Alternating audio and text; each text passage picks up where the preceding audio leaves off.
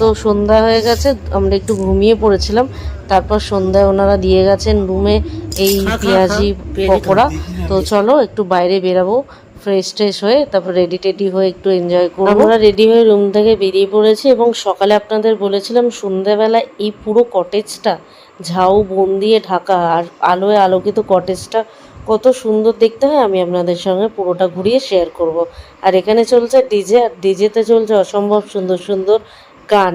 কপিরাইটের ভয় দেখাতে পারছি না। আর আরও অনেক পর্যটক এসছেন এই কটেজে, যারা পার্মানেন্ট পুরো কাস্টমার। তো চলুন আমরা ওই ওপরটায় গিয়ে বসি আর সমুদ্র সৈকতের আওয়াজ, এত সুন্দর আওয়াজ আর হাওয়া, সেটা উপভোগ করব বারবিকিউর সাথে, চিকেন বারবিকিউয়ের সাথে।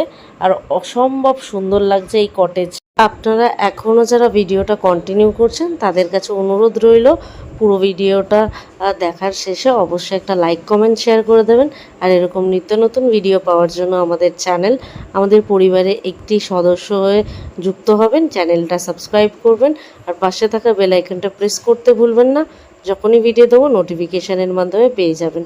তো চলুন এই আজকের সন্ধ্যাটা আমরাও উপভোগ করি। আর উপভোগ করার পর রাত্রেবেলা ডিনারে চলে এসেছে রুটি, ডাল, আলু ভাজা আর চিকেন কষা। আমি যেহেতু রুটিটা খাওয়া পছন্দ করলাম না, তাই ভাতের অপশানও ছিল, তাই আমি রুটি চেঞ্জ করে ভাত নিচ্ছি। আর বনি এখানে খেলো না, ও রুমে গিয়ে খাবে বললো, তাই ওর খাবারটা রুমে গিয়ে দিয়ে আসলো। এখানকার সার্ভিস এবং এখানকার স্টাফ বিহেভিয়ার খুবই ভালো। তো চলুন নেক্সট ডের ভিডিও নিয়ে চলে আসবো খুব তাড়াতাড়ি, এবং আশেপাশের সমস্ত হোটেলগুলো যা যা আছে সেগুলো সমস্ত ডিটেলস, ফোন নাম্বার সমস্ত কিছু শেয়ার করব। তো চলুন আজকের মতো ভিডিওটা এখানেই শেষ করছি। ফিরে আসছি আরও একটা নতুন ভিডিওর সাথে। ততক্ষণ সবাই খুব ভালো থাকবেন, সুস্থ থাকবেন, সদা সতর্ক, সদা সাবধানে থাকবেন। তো দেখা হচ্ছে পরের একটা ব্লগে।